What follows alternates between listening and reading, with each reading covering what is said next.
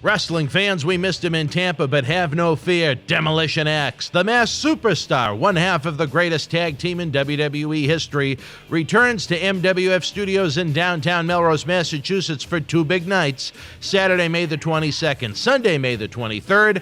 Axe will be taping historical episodes of Wrestling Insiders along with live shows featuring cyber autograph signings. Demolition Smash signed a limited number of photos when he was with us in Florida. Axe can add his signature to give you a beautiful collectible. Head on over to bostonwrestling.com to pre-order yours now and keep wrestling legends working. Wrestling fans around the corner, around the world, I'm Dan Marty. And I'm Mr. USA WWE Hall of Famer Tony Atlas. The road to WrestleMania has begun. Wrestling fans are looking to add to their man caves. You got to see what we have in the eBay store. Check it out. At Night of Champions 2020, Tribal Chief Roman Reigns successfully defended the WWE Universal Championship against his cousin, Jey Uso, in a must-see battle. Here is your chance to own a piece of Roman Reigns moments before battle on this beautiful limited edition autographed 11x14 poster, direct from friends at WWE. It's number 19 of only 50 made, includes WWE authentication hologram on the poster itself, suitable for framing and matting. You'll also receive a bonus Legends autographed 8x10 photo in an on-air shout-out on Wrestling Insiders as our thanks for helping keep Wrestling Legends working. Get this ultra-rare Roman Reigns autograph poster now. Boston Wrestling Sports and the MWF explodes into a new year of unknown with professional wrestling content galore, and we need you to join our family. Every Tuesday night at 10 p.m. after we review the previous night's Monday Night Raw, it's Wrestling Insiders at your house with the unpredictable WWE Hall of Famer, Mr. USA Tony Atlas. Wednesday nights after WWE, NXT, and AEW at 10 p.m., you never know who's going to show up on Wrestling Insiders Special Edition. Every Thursday night at 10 p.m. after our NXT and Dynamite review, it's Marty Jannetty's No Holds Barred Sex, Drugs, and Rock and Roll journey through the 80s and 90s on Wrestling Insiders Party with Marty. Friday nights after the lights go down at the Thunderdome on SmackDown, it's John Cena Sr.'s Wrestling Insiders Fabulous Fridays. Plus, look for classic clips, bonus live episodes, pay-per-view watch-alongs, and more. If you want early, ad-free access to all of our Wrestling Insider talk shows, our acclaimed studio shoot interview DVD library, and to help keep wrestling legends working during the worst of times, for less than a cup of coffee at Starbucks, join our growing family at patreon.com/Boston Wrestling. Expect the unexpected in 2021. This is Mick Foley. This is Harley Race. This is Shelton Benjamin. This is Mr. Wonderful Paul Orndorff. This is the Monster Abyss. And this is Daniel Bryan. This is JBL, and you're watching the MWF. Be there live.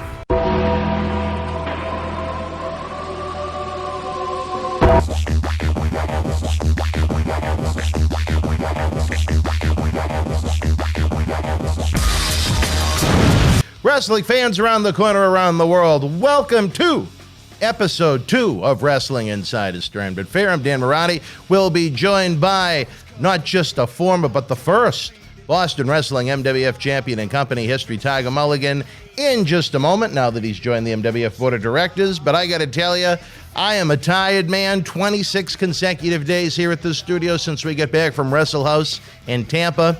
But if you guys could have been here to witness the extreme that took place in this studio with a hardcore legend of ECW, New Jack, last night, you guys are in for some outstanding adult-themed content, I guess is the best way to put it. New Jack and I taped, I think, 6 episodes last night before we did the live one. So we're going to start taking a look at the world of ECW through the eyes of the legends and the maybe even those that weren't legends of the promotion that lived it. But I think we're going to be in for a great new treat for our fans. It is a show that is going to be available much earlier to Patreons than regular fans, so we're going to try and test the waters with that as well.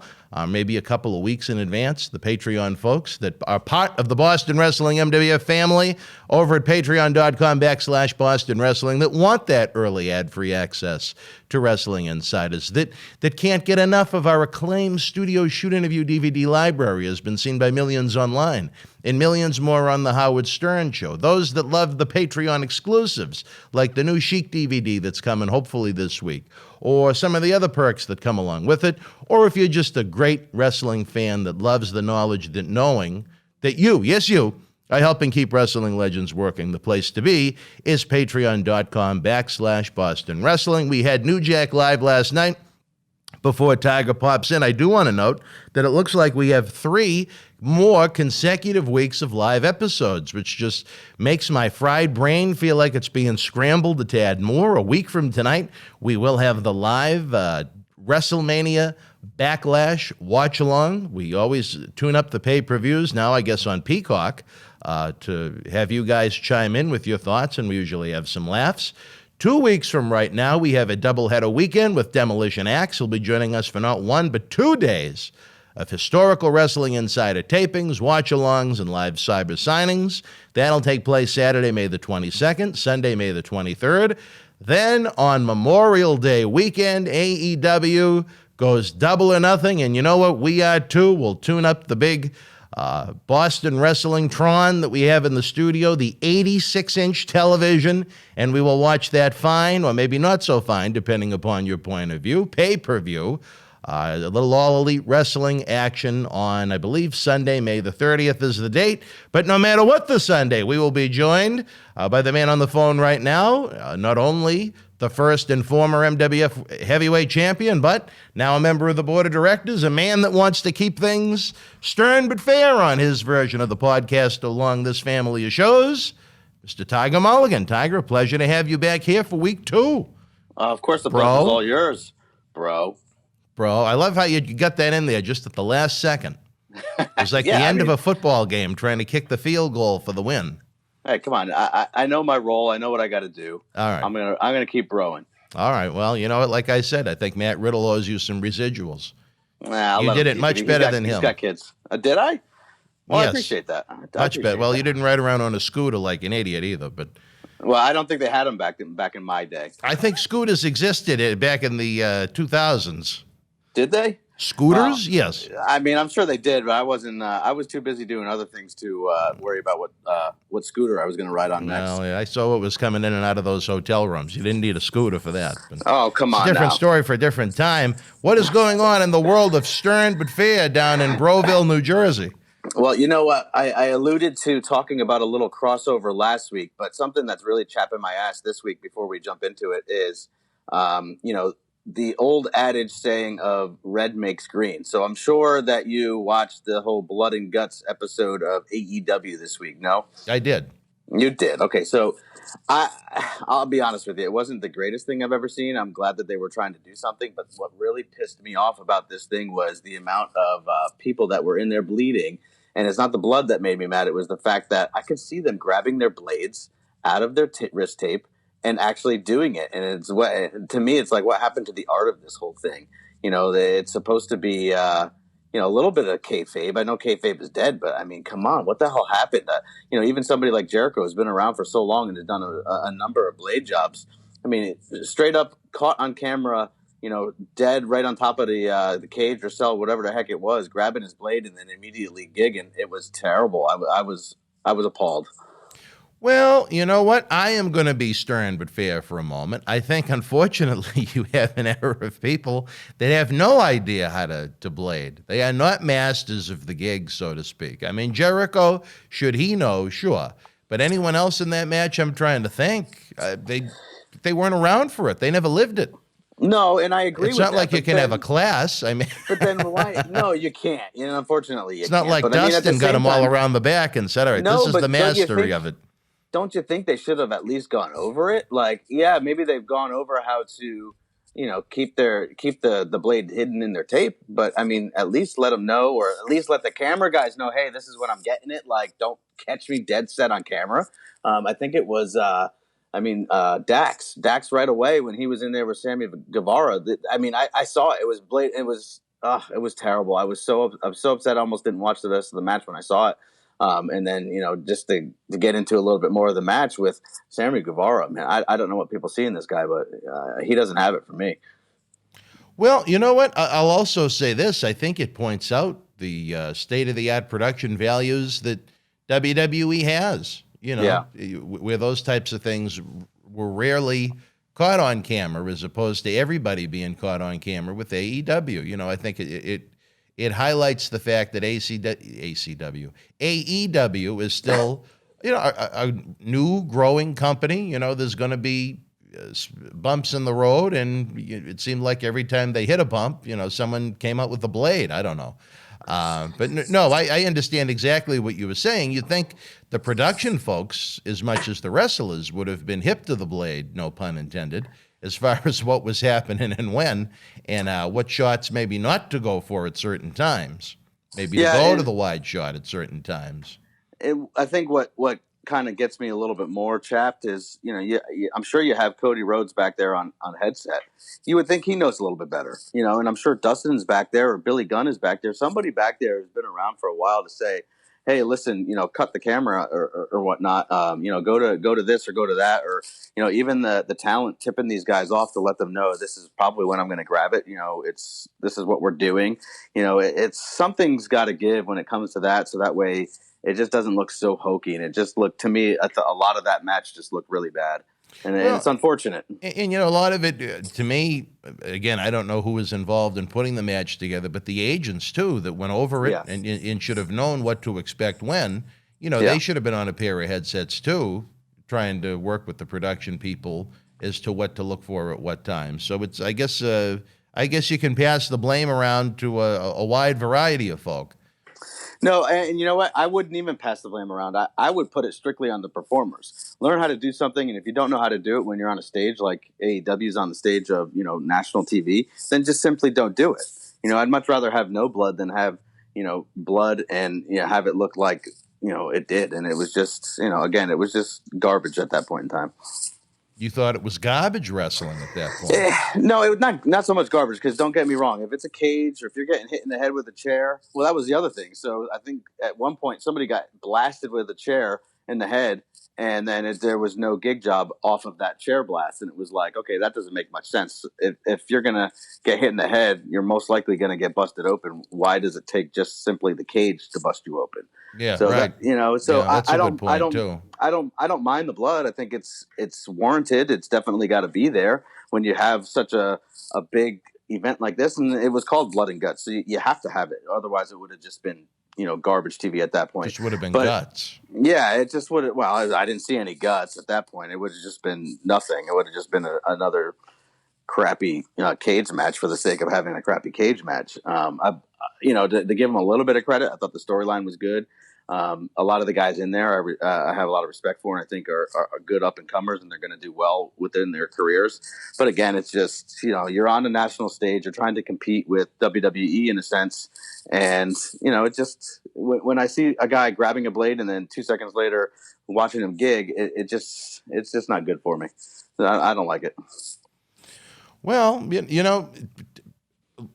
Dustin Rhodes to me is one of the best, at least of the generation that we've been around for, that I've ever seen do it. But again, I don't know if you have a classroom set up where they discuss the art of the blade or how to do it, or maybe they should have flown an Abbey, or I don't know what the answer is to that. But I do know the production people should have known definitely to cut to different angles, different camera shots. This isn't an independent that has one handheld and one wide shot. You know what I mean? They had a variety of equipment and camera angles to work with. So to me, just as someone that does the video stuff, I would have been angry with some of the video people that they weren't informed by those in the know where they should cut to, what they shouldn't be shooting, when and where.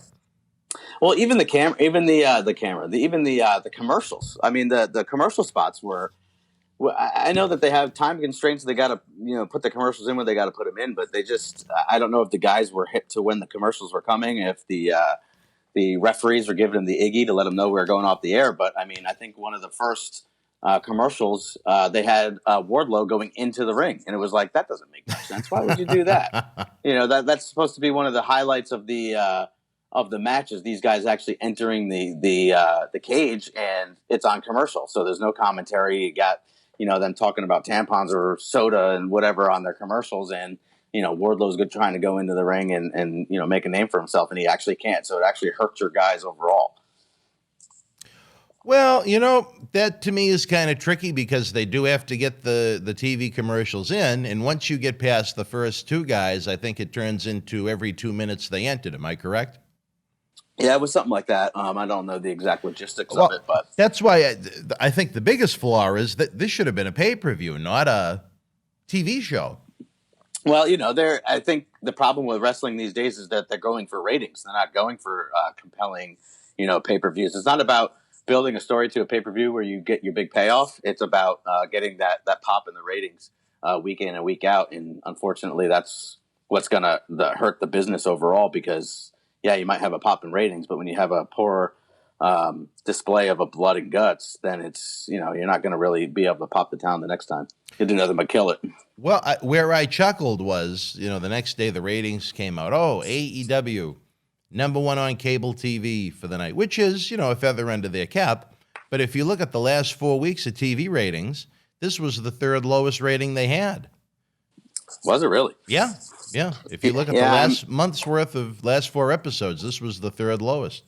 Yeah, I mean, I've never been much of a ratings guy or even look into that, so, I can really care less. But, no, you got to follow the trends. Yeah, of course. And, it's unfortunately, again, they're just trying to pop the rating and pop Wednesday night. And, it's almost like they did better TV when they were going against NXT. And now that NXT is on Tuesdays, they've just kind of sat on their laurels a little bit and just expect these big, huge numbers, which they're not seeing overall.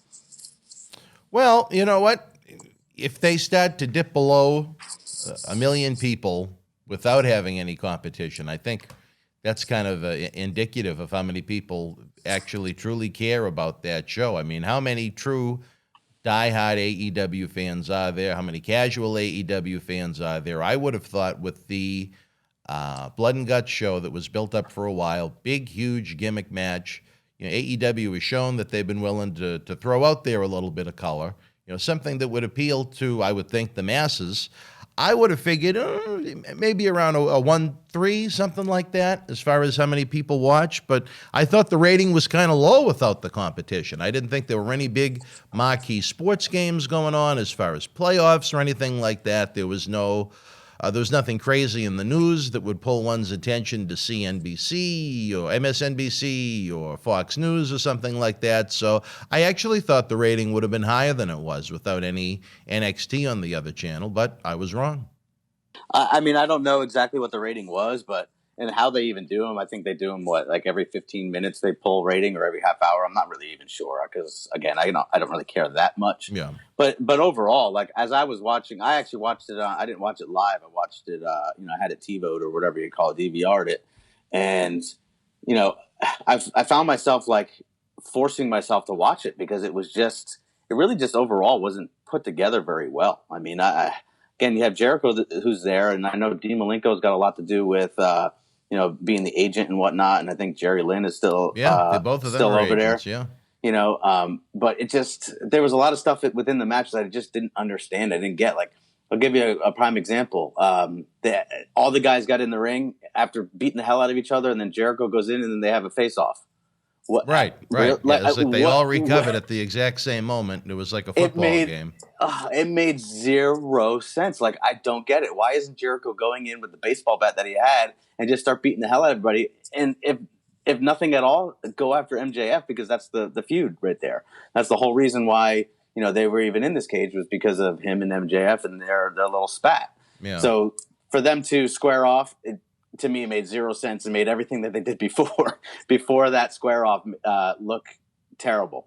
And then the second thing was, the good thing that came out of it, I honestly think Jake Hager looked like a bigger star than he ever has. There's just something about that guy. He looks menacing. He looks good. His stuff is clean. He lays his stuff in. I don't know if that has to do with his MMA background or whatnot, but I thought he looked really, really good, and he came out of that looking better than I think anybody. But then the other thing that didn't make much sense, to go back to the Stern part of it, was how is it where you have a guy come into the ring? So say, for instance, you have MJF's team, up 2-1. They're beating the hell out of everybody. And then a fresh guy comes in and is just able to overcome those two guys. I mean, to me, that doesn't make much sense. I don't understand that either. But what do I know? I mean, I've never been in one of these types of matches, so I wouldn't really know how to, go about putting it together. I would just think that what makes sense and, a little bit of common sense put in. You don't have guys coming in just beating up everybody just because they're quote unquote fresh. So I don't know. I think that overall it wasn't great. It wasn't I'm glad that they tried it and they gave the guys something new to do. But I think a lot of those guys in there are so inexperienced. They just don't really know what they're doing and what's going on. I thought long ago to do away with the stupid coin flip or however it was, where the heels always seem to have that advantage, yeah, would be to have two guys from each team enter at the same time every 2 minutes. Yeah, I mean, that's a good concept. That would make more sense, right? Yeah. But then I guess it goes away with that whole advantage type thing.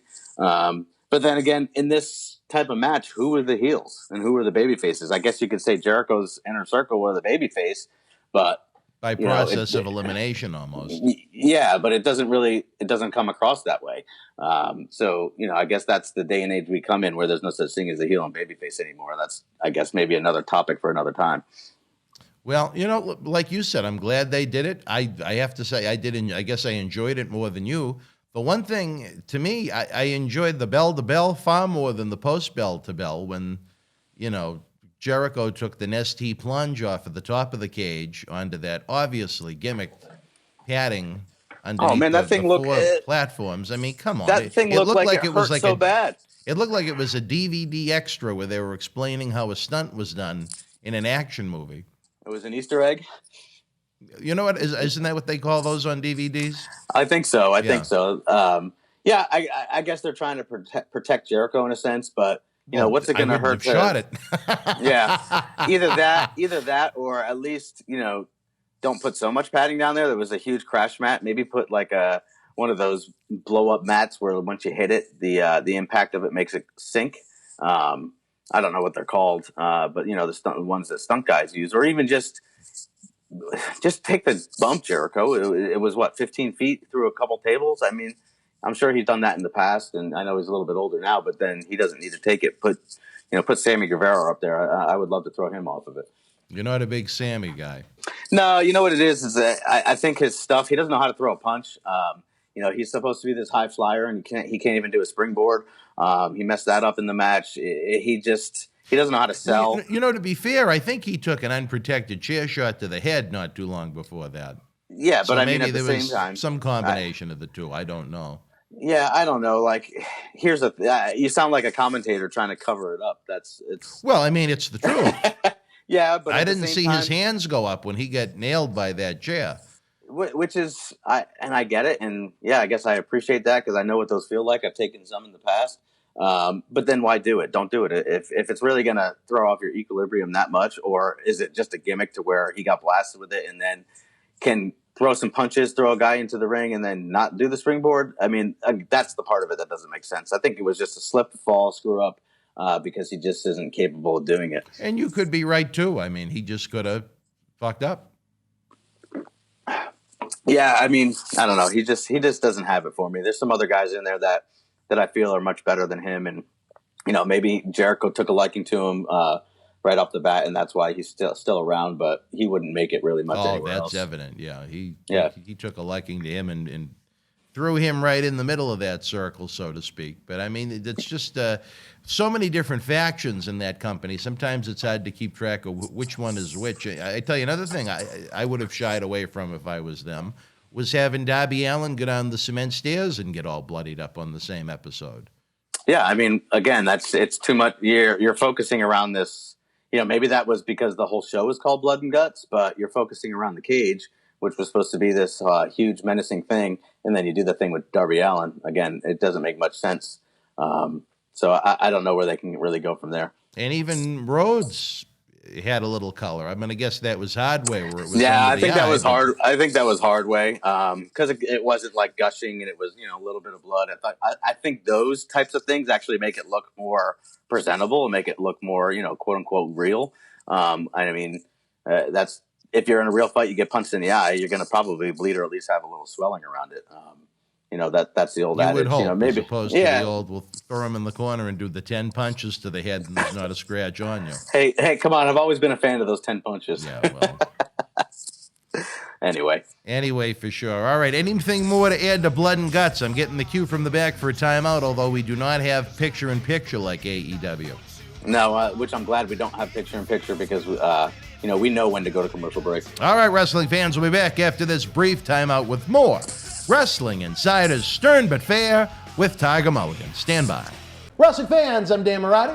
And this is the man of the hour, Leo Rush. It's all over BostonWrestling.com and our social media. But Leo, brother, they got to check out some of this merch. They got to. Check it out, fans, right now available on eBay. You can add this to your collection. Support Wrestling Insiders and keep wrestling legends working on eBay. Get this WWE NXT TakeOver War Games 2020 11x14 limited edition autograph poster signed by everyone on the event, number 23 of only 100 made. Includes signatures from the Undisputed Era, Johnny Gargano, Damian Priest, Tommaso Ciampa, Timothy Thatcher, Io Shirai, Tony Storm, Rhea Ripley, Dexter, Loomis, and more. Comes with authentication hologram on the back of the poster. Also comes with mystery autographed 8x10 and an on-air shout-out from WWE Hall of Famer, Mr. USA, Tony Atlas, on Wrestling Insiders at your house. Get it now. Cheer! Why, hello!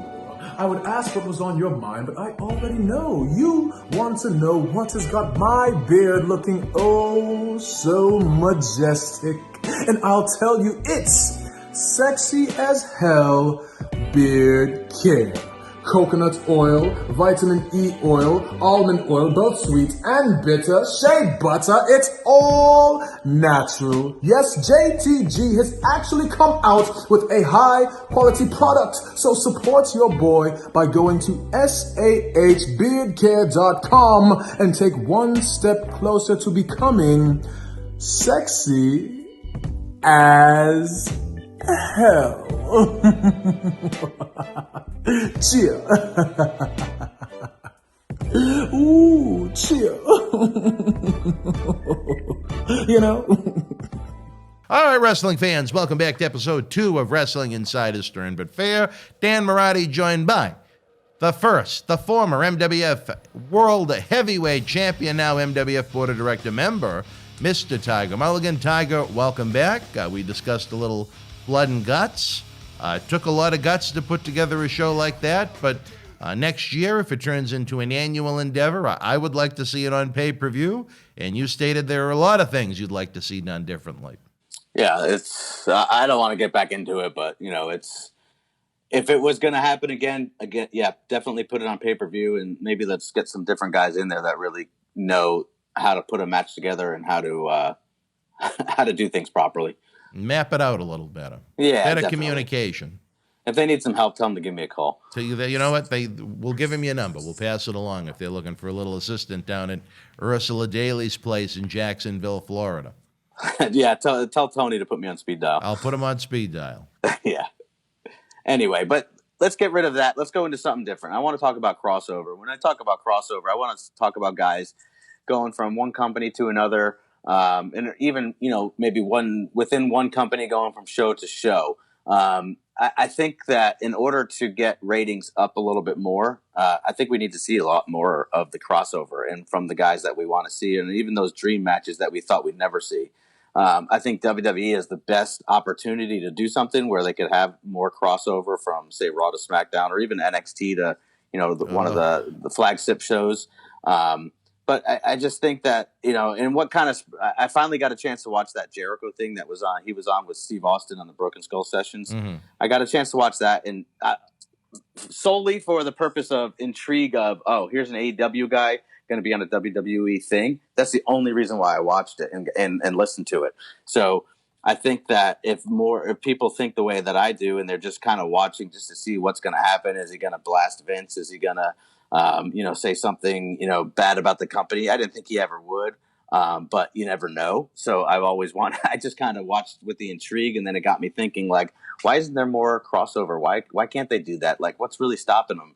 I get like all these intellectual properties they have to, keepsake, and, they're big guys. They can't have them lose on somebody else's TV and make the company look bad and all this other BS. But, the indies do it all the time. And even like New Japan and say Impact and, what Impact and AEW are doing right now, it doesn't hurt the product. It's only going to help the product. So I kind of want to get your take on it. What do you think? And, how can it be done? As far as within the confines of the company itself, with WWE, I absolutely hate it. I think they should have 2 core brands and stick with it. I think they should pick maybe a top 6, and they should never leave that show. My opinion. I hate when they just rotate back and forth throughout the year. I hate when they get bored or they're lazy and they say, well, we'll call it the brand invitational, where 4 times a year a superstar can come and join the opposite show. Right. I detest that. I think it's lazy, creative. I think Raw should have its own identity. I think SmackDown should have its own identity. And then if you want to have a little back and forth, if you want to do trades from time to time, I think that's great. I think the whole concept of the draft is ridiculous. It's presented poorly every year. It's as if everyone that's ever touched it, as far as putting it together, has never watched an actual sports draft to see how it's done. And with the NXT guys, I would pick a time of the year where maybe Raw gets 3 picks and SmackDown gets 3 picks, and turn it into one show or something like that. But why only Raw and SmackDown, though? Why not throw NXT into it and make it look bigger than what it is? Well, where would you get the talent pool from? You have your own talent pool from the Performance Center, or whatever it's called now. So why not just? I mean, I look back at when they first had, the Raw and the SmackDown show and the Sunday Night Heat and stuff, and I get the whole overexposure thing. But if you do it right, there is no overexposure. You could have the guys on multiple shows. If we went with your suggestion and keeping it completely separate, does that mean that you keep pay-per-views completely separate, and you don't have that, say Raw and SmackDown pay-per-view, because every month it's both shows, I like the idea of the individual shows other than the core 4. Right. But then why the core 4? Because they're just bigger? Yeah. I mean, I get it. I see where you're coming with it, and I don't mind that point of view either. I think if it's going to be separate shows, they have to be labeled separately, and I think they need to scrap some of the names of the shows that they have now. And I think I like the idea because then it would give you more time to build your storylines instead of month to month. Maybe you're doing bi-monthly, which would be kind of cool, and finally maybe something could play out on TV. But it's again overall. Why not just take somebody that you're not using, say like, I don't know, say, I can't even think of somebody that's not really used that much, but even somebody like a Chad Gable, right? They clearly don't see much in him to put him as a top guy on their shows. Why not lend him out to an Impact and say, hey, put this guy on TV? What's it going to hurt?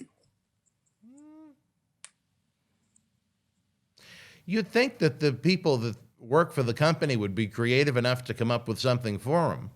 Well, yeah, you would think so. My point of view. Yeah, but you would think so. But this is what we alluded to last week is that you have non-writing wrestling writers write for wrestling. They're coming from shows like CSI and whatever else they're writing for. It has zero to do with wrestling, or they're coming from backgrounds of, say, sports, but have never even watched wrestling because they think it's taboo. But now that they're getting paid, thousands and thousands of dollars, a year to write TV, they're going to take the job. So you have guys in place that just have no clue.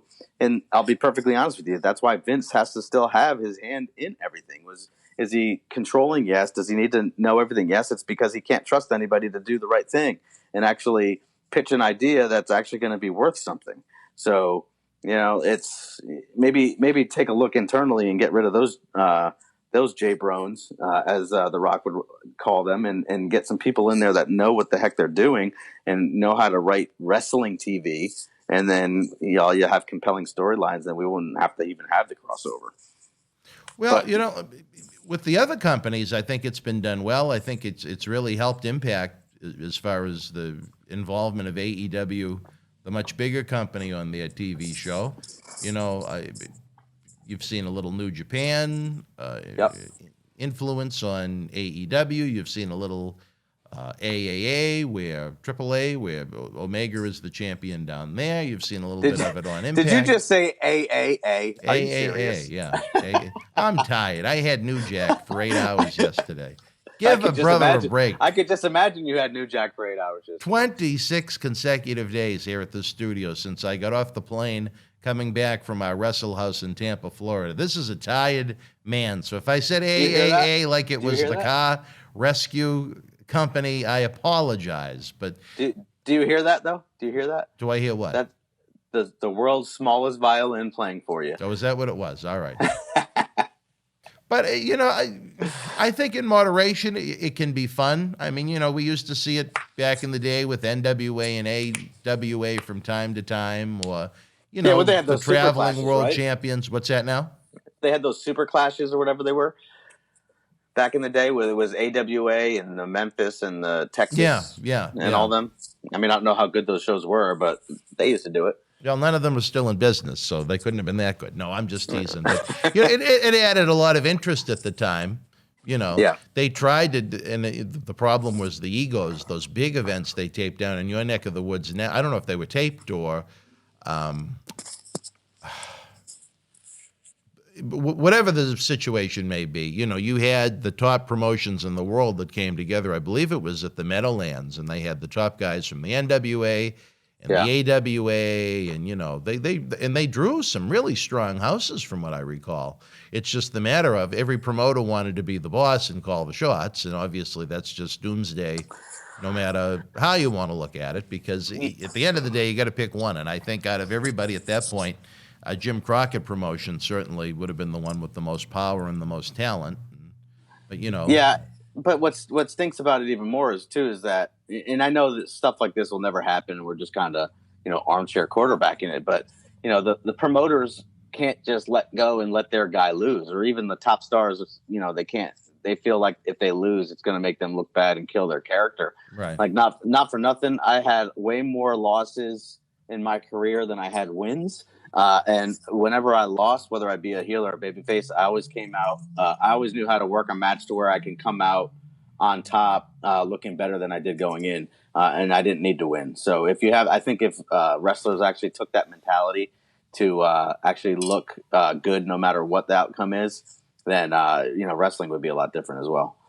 Well, it'll be interesting to see how they go about it, whatever point it may be, where Omega finally loses the Impact Wrestling title into who?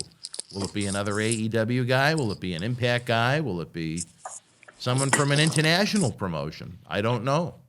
I mean, if they were smart, they need to take somebody fresh and build them up to where they can come in and take it away from Omega. I wouldn't buy, I think who was the champion right before him? Rich Swann. Rich Swann, like number one, I don't buy Rich Swann as a heavyweight champion. And then number two, just their match alone was really, really bad. I saw some highlights of it. It just like botchamania, to say the least. But if they can build up a character and build up a guy, whether he be, say a Brian Myers who's been around for a while, if they could, repackage him and build him up, I would buy that. Or if they brought somebody new in that could. They could really build up and get some wins behind them and get some momentum, then it would be believable. But knowing the business these days, they're going to take somebody that they really love, who doesn't really mean too much, and they're just going to end up putting them over Kenny, which is going to take the title and make it mean nothing. And now you have poor Ring of Honor. It just seems like they're like the island of misfit toys. After 19 years, they still don't have a TV show that's on the same station at the same time that you can find it and watch it and try and rally people to make it a focal point of their viewership. I just think Ring of Honor is just sad and so many missed opportunities. I think it was on this show. I do so many of them now. But, I mean, they should be they should be AEW.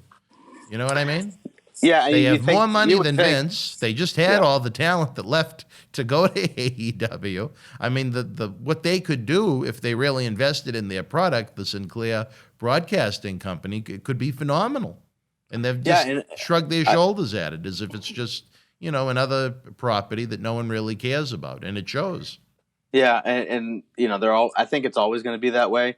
Back in the day, they used to be once ECW folded, they were like the quote unquote third, biggest brand there was. And then, kind of TNA at the time took over from that spot. But, I've never really been a huge fan of Ring of Honor. I think a lot of the guys that came out of there during the era of, say, your Daniel Bryans and your Seth Rollinses and your Claudios and Chris Heroes and all those guys, when they were there at that point in time, I think is when you were getting the best shows and the best matches, and even somebody like Samoa Joe or CM Punk when they were there.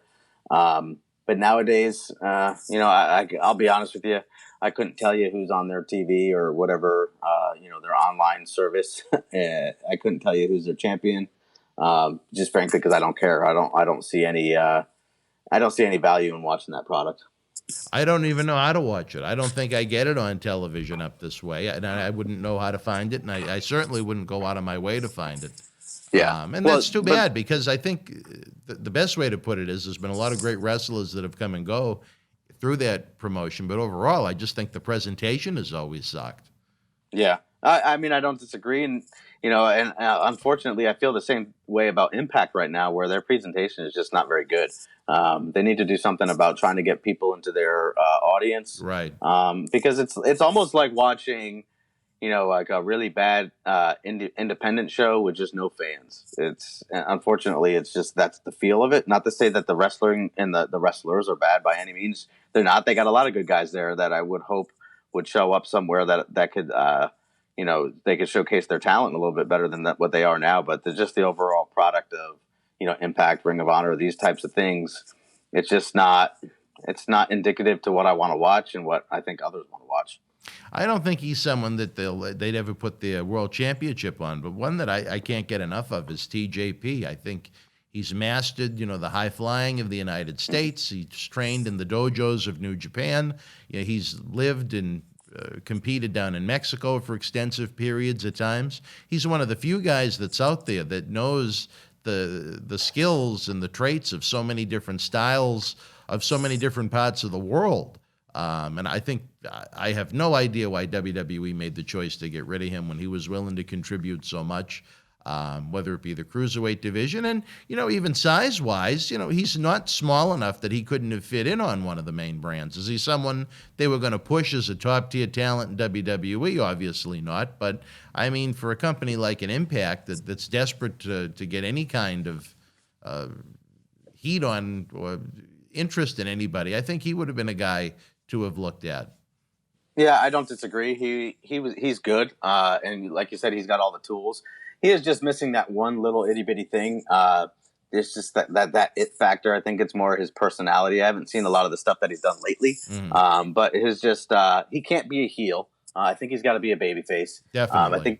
I think they tried to turn him heel in WWE, and I think that's what the beginning of his downfall there was. And I'm not sure what his backstage attitude was and how he politicked and things like that, or if he even did. If he was even happy there. We have some great interviews in the archives on the Boston Wrestling MWF YouTube channel, if you're interested in finding out about all that, with what went on with TJ and his departure from WWE. Yeah, I just think, again, he amongst a lot of other guys that are floating around, say, the independents and overseas and things, they're just missing that it factor, that character thing. They need to turn the volume up a little bit more and, really get people to buy into what they're doing. The one that I think would have been a perfect champion for Impact Wrestling, but I have no idea what on earth they've even done with him, is Eddie Edwards. Yeah, I mean, one of the best wrestlers in the world. Yeah. He was their world champion for a while. I think he went over on Lashley. But now, I guess it was during this phase where I completely missed or was oblivious to everything they did. they put him into some kind of, I think it was a hardcore angle with Tommy Dreamer, and now he wrestles in a T-shirt, and you can obviously tell he's not in great physical shape. And it's like, why, if you have that much ability in you, why let it turn into nothing? And I hate to knock him because I think the world of Eddie Edwards. You know I've worked Eddie a few times. He's was tremendous back then. I think when he was doing his tag thing, when he first went into Impact, and I think he was tagging even on NXT a few times. You know, I think he was really good. His tag gimmick was good. I think they were the American Wolves or something like that. Yeah. You know, he's a great competitor, but again, you alluded to it where he's gotten himself out of shape. So he's got to wear a T-shirt. He's got guys telling him to do that. And they're undercutting him, and he doesn't realize it. He doesn't have the wherewithal to know that these guys aren't on his side. They're actually doing it to make him look worse, so that way he can't rise above what he is right now. And that's just my take on it. That's just how I see it. Just because I've been in different situations like that in the past where people try to give you advice, and you got to know what advice to take and what advice not to take. And it seems to me like he's not taking the right advice. Well, with what they have on that roster, if you could take an Eddie Edwards at his physical peak, that would be the guy I would go with. I don't disagree. I don't disagree. Now is just, I don't understand Eddie Edwards. I don't know why they've let him fall apart like that. And again, you got to take a look in the mirror too. You got to take a look at somebody like he's got to take a look in the mirror and say to himself, "Is this how I want to be? This is how I want to present myself." And unfortunately, that's what he's doing. Yeah, I mean, you'd like to think there's a clause in every contract that every professional athlete signs that says, they have to keep themselves in reasonable physical condition. Yeah, I mean, it's an unwritten rule. I mean, that's the sport. It's 90%, physical and what you look like. So, and 10% ability and character. So if you're going to take that 90% and throw it away, then what do you have left? You better have a really good damn character. Yeah. You get a lot of heat if you'd say it about a female, but it's a cosmetic industry, I should say. And right now, Eddie Edwards isn't fitting the cosmetic part of it, and that's too bad. Yeah, and you know what? You alluded to the females. Like, it's the same thing with them. Unless it's a character thing, they still have to look a certain role. And I'm not talking about the plastic surgery Barbie doll role. I'm talking about being physically fit. Like, you have somebody that's like a Charlotte who's in great physical shape right now, or even Shayna Baszler who's in great physical shape. But then you have somebody, like I don't know, say Nia Jax. Like, you know what? Get different gear and get different gear. You don't look like a package of hot dogs at the supermarket. Yeah, and that's not a knock on her. Like, listen, I think she's got a lot of upside, but right now, she's listening to the wrong people, and she's getting the wrong advice again, and what she's presenting herself as, it's just not good. I can't off the top of my head think of really anybody else, but or even somebody like a Carmella who looks fantastic, but then is like wrestling in like high top sneakers, and it's like I don't get it. It has nothing to do with her character now either. So she did the moonwalk the other day on SmackDown, and it's like, okay, that was what your old character was. You have a new character. Why are you doing that? It just doesn't make any sense to me. It's it's almost like they're left to their own devices and they think it looks good, or the other way is, like I just said, they're getting really bad advice from somebody who doesn't have a clue what they're talking about.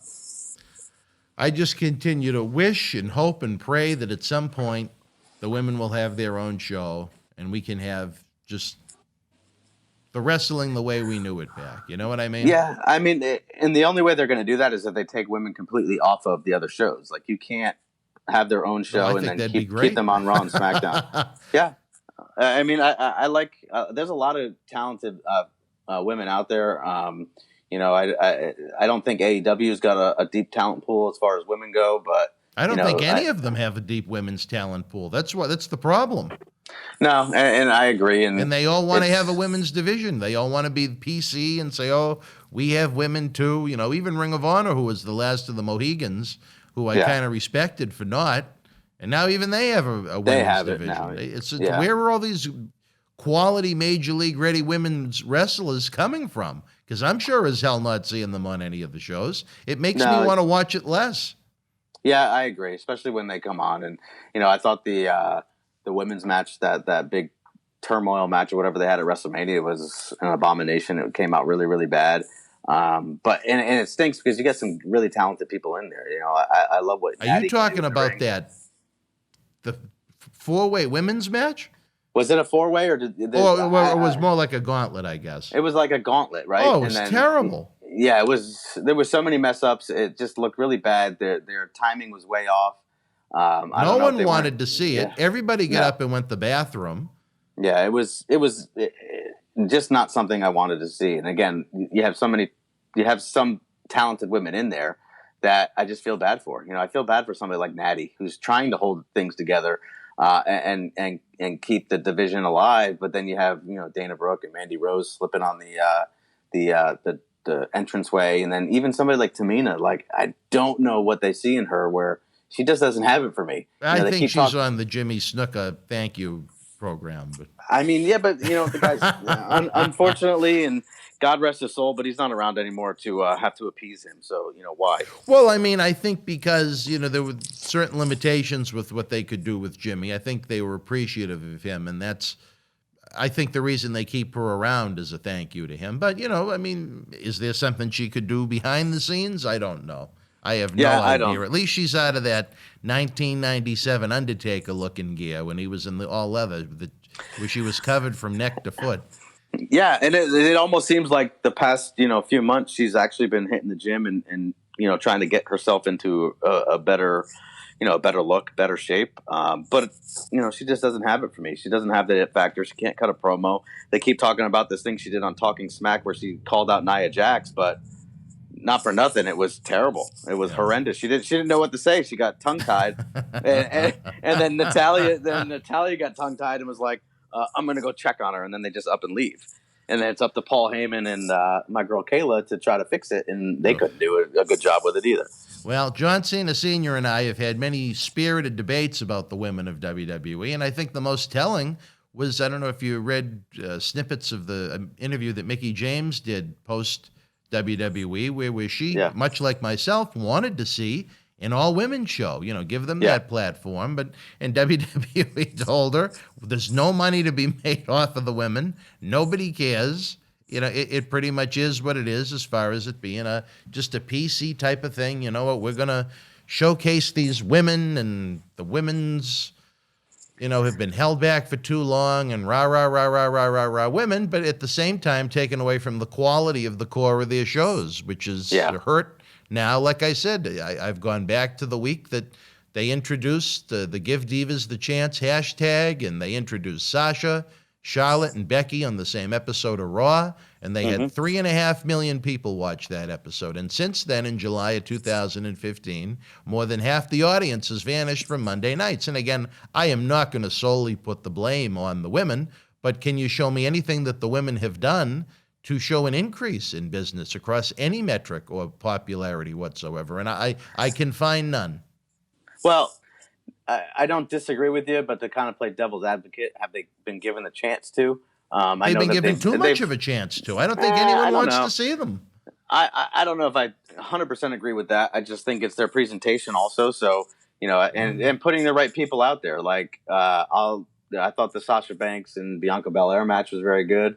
I think Sasha's Everybody a star. got up and left. That was a good one. Yeah, well, it was maybe the end of the night.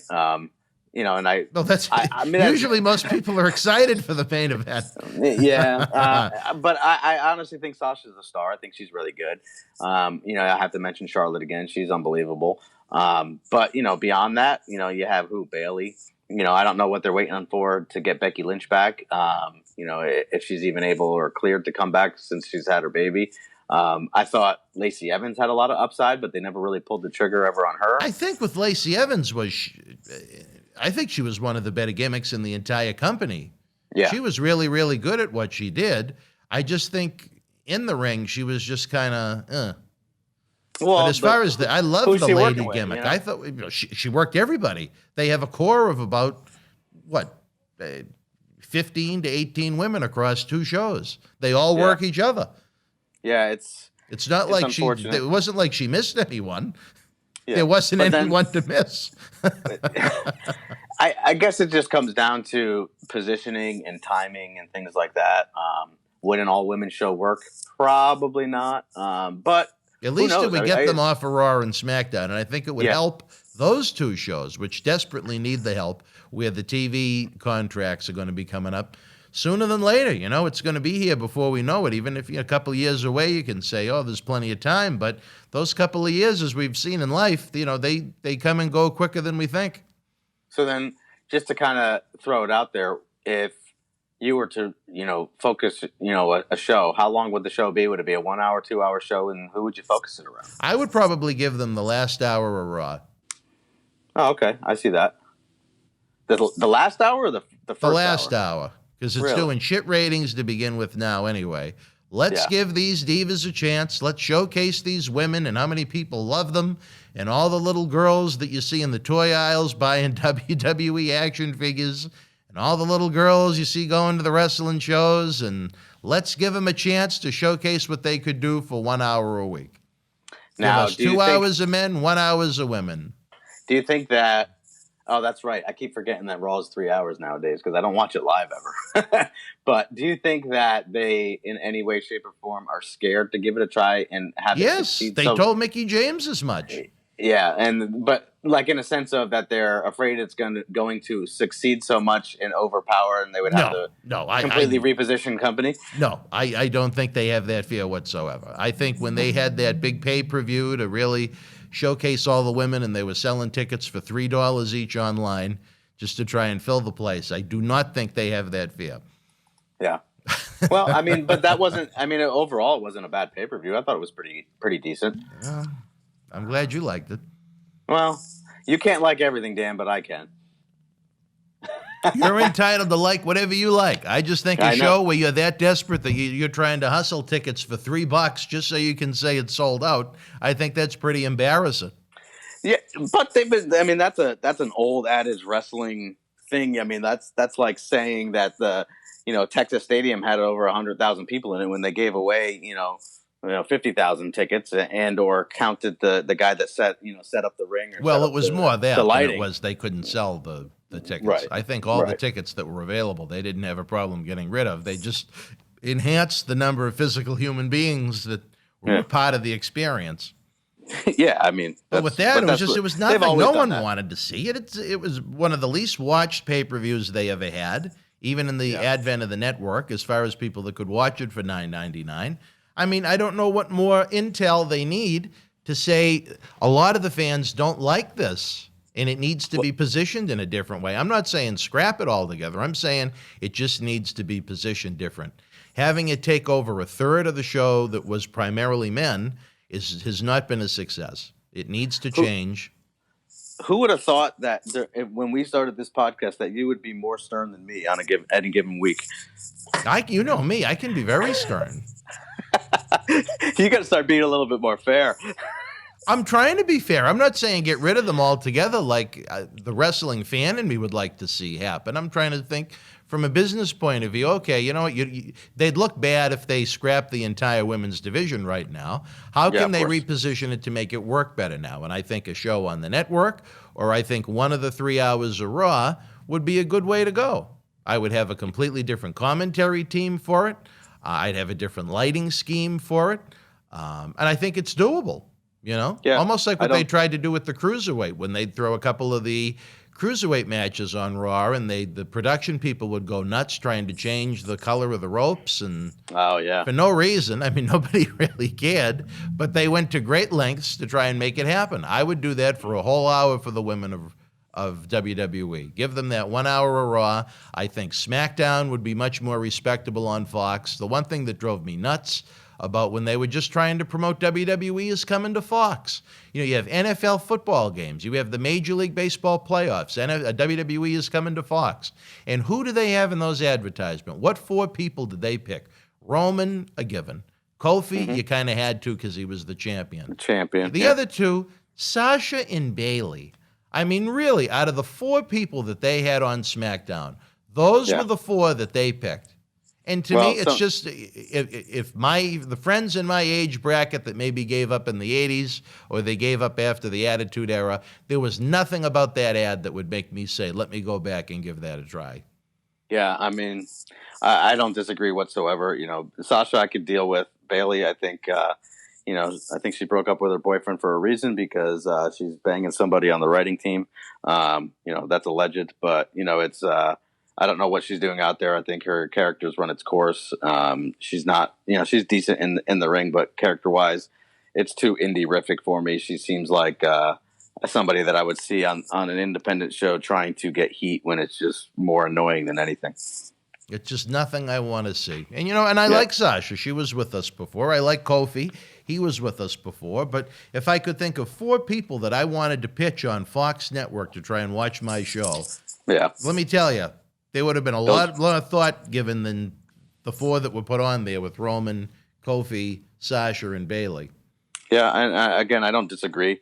Those are good backup backs, but they're not the 4 front runners. No, definitely not. Definitely not. I hate to say it, you could have found 4 women that were a lot stronger. I'm sorry, 4 men that were a lot stronger than were Bailey and Sasha Banks as far as trying to push on an NFL football game. I mean, how many NFL fans do they think are going to flock to go and see Bailey and Sasha Banks? Or baseball fans. I mean, it's just you're pushing the wrong thing to the wrong demographic. Yeah, I agree. It's but that's the thing. You're trying to push it to the wrong people. It's almost like bringing in celebrities for WrestleMania. You're really going to get that many extra buys to watch of Bad Bunny fans or whatever to purchase the pay-per-view. My guess would be no. So then why even do it? It doesn't make much sense. I think he did an admirable job where he really got immersed in the process. I don't really know who he is. But he's won in how many celebrity matches they've had over the years. Like, you're going to tell me that anybody in their right mind said, "Oh, Maria Menounos is going to be on WrestleMania in a match. I got to buy that." No, exactly. They don't care. Nobody cares. It's just number one is taking a spot away from somebody else and or forgetting the whole taking away the spot. Don't even put that match out there and give somebody else some more time. It has to be the right celebrity in the right angle for it to work right. And I like how they use celebrities in the past. Just put them on as like a commentator or a ring announcer. They don't need to be in the matches. I don't know if you saw that encounter with Shaq back in AEW about a month or so ago. I watched that on a plane with baby Marty, and my dear God. Were you hoping the plane went down? I was wishing the signal on the satellite feed went out. I mean, it was just horrendous. It was just horrendous, And it made no sense because you had, Paul White there. Why wouldn't he actually come out and end up doing something with him and continue that thing that they started years ago in WWE? But they didn't do that, and now it's dead. It's dead in the water right now. It made that girl Jade Cargill look terrible. And nobody's seen her since, so it was an ultimate angle that flopped, and it just wasn't good for business. They tried to get their Hogan Andre slam moment in that I think the people forgot about 35 seconds after it happened. Yeah. Well, I mean, Shaq did get to go through a couple tables. He did. I think he's still laying there, but. No, they caught him on TV getting out of the ambulance. Smart. And it's one thing to try and go after the celebrities. Again, if done right, it can be very successful. But to go after the 90s celebrities in 2021 with Shaq and Mike Tyson, and, I don't know if that's the key to try and get them to get more eyeballs. They might take a peek, but I don't think they're going to stay. No. You're not getting the 98 Tyson, that's for sure. Well, yeah, and that's the thing. There's no follow-up, so you might get them to take a peek, and it's a big might. And then what's going to happen? Are you getting their interest when they do take a peek? And the answer is no. There's no compelling anything going on to where they're going to be. If somebody clicks on there, they're going to be like, "Oh, I have to watch this." It's just another wrestling show.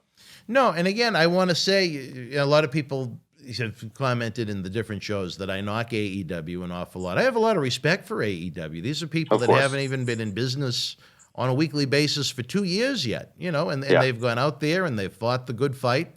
They've created a lot of jobs for people. They've created some memorable pay-per-views. But to me, it still seems like there are 1 or 2 killer segments every week on their shows. And the rest of it shouldn't even be on television. It's so independent. Yeah, and I agree. It's if Tony Khan wants an independent contractor, tell him to give me a call. I'll help him out a little bit. I mean, even you look at a guy like Russo or Miro, whatever he's called now. I mean, Russo, how do you take that guy that should have been brought in as a killer since day one, present him like a moron for 6 months, and now all of a sudden, now he's serious. Now he's angry. Now he is interested in titles and so on and so forth. Let's just pretend the first 6 months didn't happen. And, how many different personality transplants has Matt Hardy gone through in his first 6 months with the company? He did that ridiculous, hokey.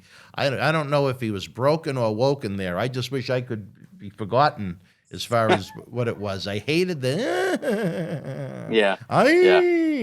that. Then he became he went back to 90s Hardy Boys Matt Hardy. Now he's, what's his name? Big Money Matt Hardy, the super agent. I hate to say it because he's a guy that's given a lot to the industry, but as far as a television personality, I don't know what left there is for him to give. And I don't disagree. He's, I think as a performer, you need to know what your limitations are and you need to know what you can and can't get done in the ring. I think his time is kind of up and, he needs to, let's pass the torch and do some behind the scenes stuff and help put matches together if he's even willing to do that, or just be that guy to lend some advice. He doesn't need to be out in front of the camera anymore. I think maybe he should take a page out of Dustin Rhodes' book where he's used in moderation, for important things from time to time, or even to help angles with the brother from time to time. And it's usually, I have to say it, very effective, I think, the way they use Dustin Rhodes. As far as Matt Hardy's execution goes, he's just another person on that show I don't want to see, Yeah. It's the same thing with Miro, where, again, he should have been brought in. Well, at least Miro's someone that's in his prime. Matt... Matt looks like he's already on a Carolina's indie show, just when you look at his poor hips trying to get in and out of the ring. But he's always kind of moved like that. If you really go back and look in the days of the Hardys. Like an LJN figure at this point. There's not a lot of movement. That's pretty funny. I like that. It's not a lot of movement going on. No, not at all. and it's unfortunate because, like you said, he's done so much in the business. Right. I'm sure there's a place for him, but I don't think it's him wrestling regularly, or changing his personality constantly. Yep. He's got to become more of an attraction than anything, and unfortunately, he's burying himself on live television. Well, I don't know. What else do we have to add to Stern but Fair? Did you have more to your notes? No, I feel like I've buried everyone that we've brought up. No. I don't know if it's because I'm tired or what, but I had the axe today. No, we'll save a little for next week and the week after. Maybe we'll talk about championships and title runs and stuff next week. Oh boy, we'll really have a hot discussion. Well, I don't know what you think about it, but I know on my end we'll have a hot discussion about championship belts. I definitely want to get into it a little bit, and I'm going to be real stern with titles.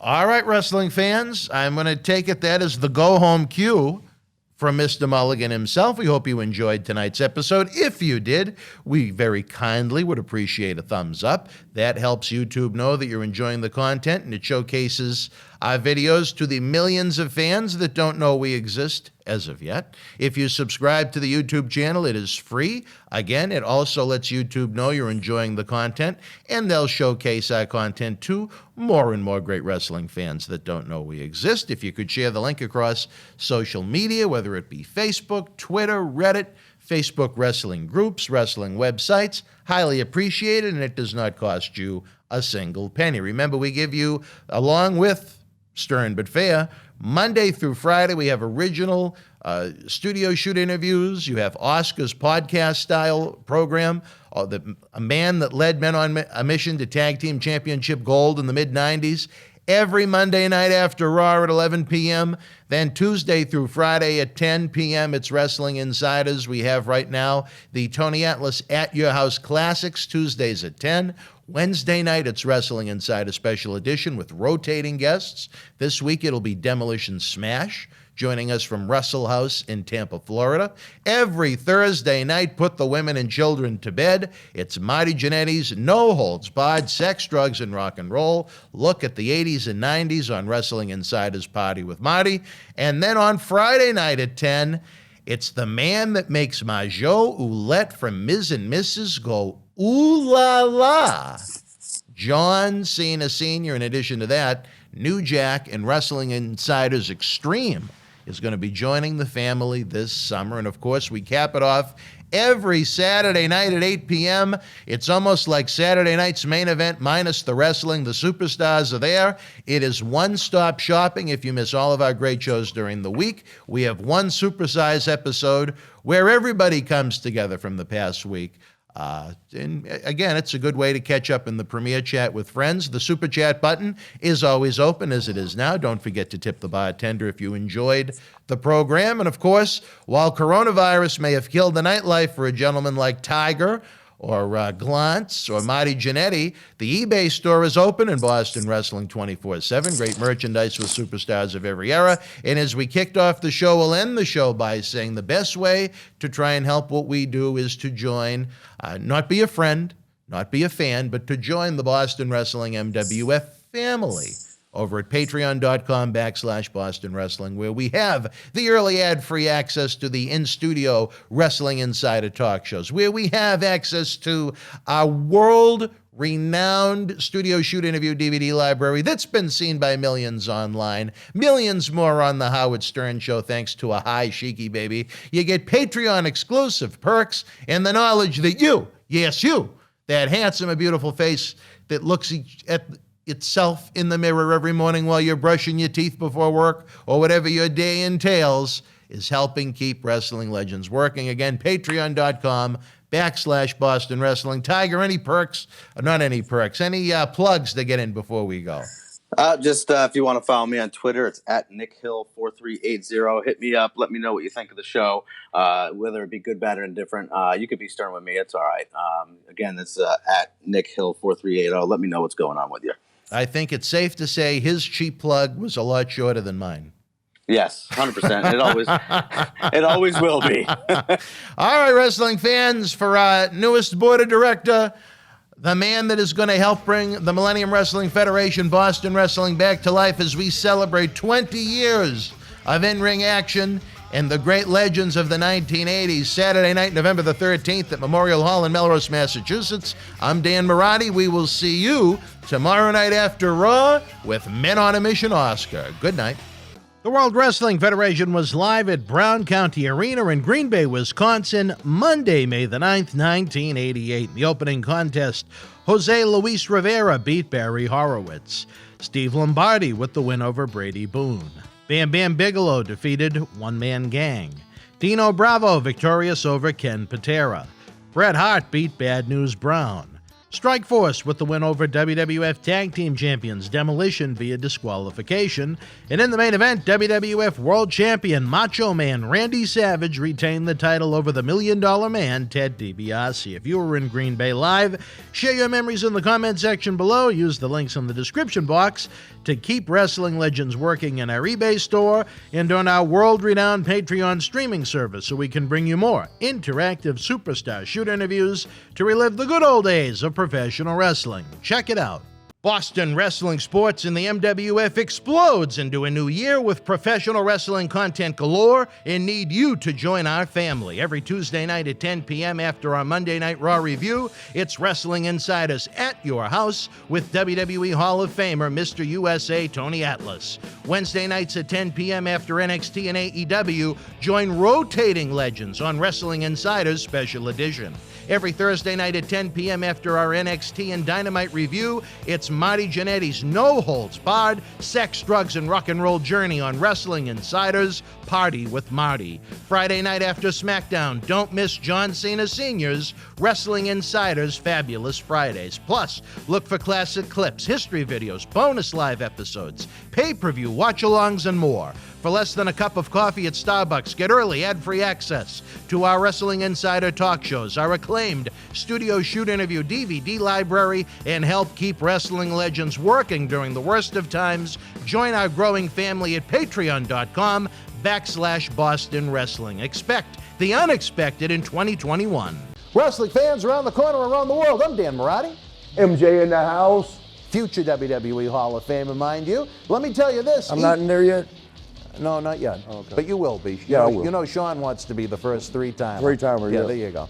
Let me tell you, you enjoy the in-studio shoot interviews 4 times a week. It isn't cheap to put these productions together, folks. We need your No, help. because they got to pay me. Coronavirus has killed the nightlife in a lot of ways. We are night owls, Marty and I, but that's a different story for a different time. One way you can help is to check out the great merchandise we have in the Boston Wrestling eBay store. It is perfect for any wrestling man cave or any collection. That's right. Check it out. At WrestleMania 37, she proved she is the EST, defeating Sasha Banks to become the new SmackDown Women's Champion. Here's your chance to own this limited edition collector's autograph print, personally signed by Bianca Belair, one of only 50 made direct from our friends at WWE. Also signed by original artist Rob Schamberger. Help keep wrestling legends working. Get this awesome Bianca Belair collectible for your wrestling collection now.